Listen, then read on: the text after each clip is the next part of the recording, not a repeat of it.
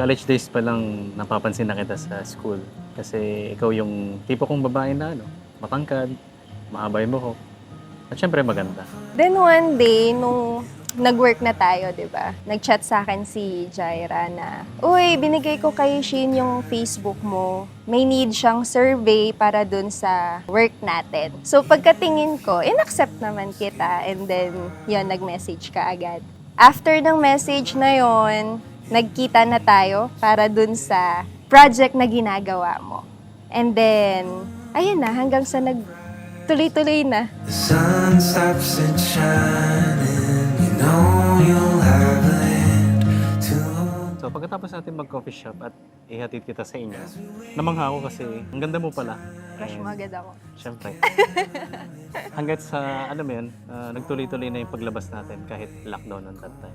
May mga bagay talaga na hindi mo inaasahan. Di naman ako nag-expect talaga that day, pero sobrang tumatak ka talaga sa akin. Hindi tayo nauubusan ng ng kwentuhan. Yung palitan natin ng messages, iba yung naramdaman ko nun. Hanggang sa nagtuloy-tuloy yung deep talks natin, yung dates natin. So ayun, yung dinedevelop mong app, tayo yung unang nagka-developan. Isa sa mga nagusto kong traits mo is yung pagiging malambing mo.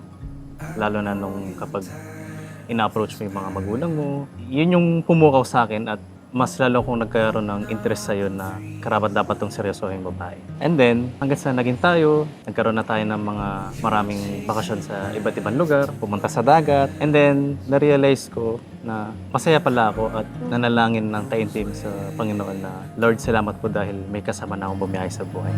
If the moon gives up rising, the sun stops it shining, you know you'll have land to Bawat oras, bawat araw, bawat taon na magkasama tayong dalawa, masaya ako.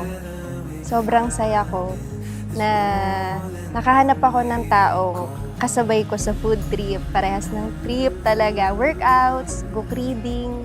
Sabi mo nga, travel together.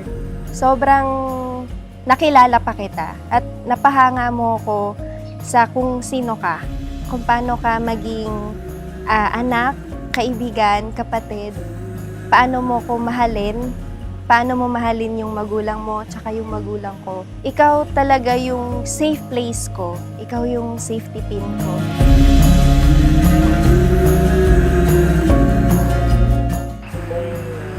I-ugnay kita sa kalawakan.